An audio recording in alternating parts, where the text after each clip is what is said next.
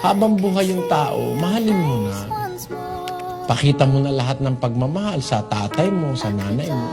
Pero pagdating na namatay na, hindi na nila mararamdaman yun. Wala ka nang magagawa saan na mararamdaman pa nila, maa-appreciate nila. Kaya ang sabi sa 6, wala na pala silang bahaging anuman sa anumang ginagawa sa ilalim ng araw. So wala na tayong magagawa para sa kanila. Ang kanilang alaala na wala na, yung pagtatanim nila, yung pag-ibig nila, yung kanilang pagpananaghili, wala na.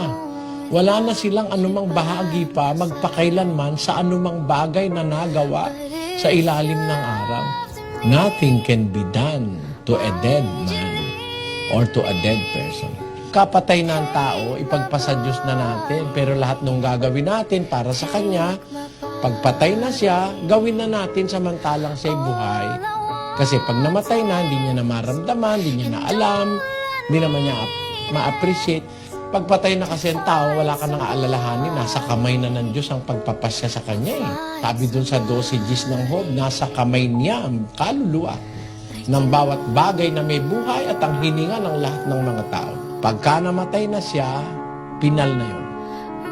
That is his final or her final destiny. Those works are all in vain. Hindi na nararamdaman niya ng patay. Hindi na rin yan makakadagdag sa kanilang kabutihan. Hindi na rin yan makakabawas sa kanilang kasamaan. What was done cannot be undone.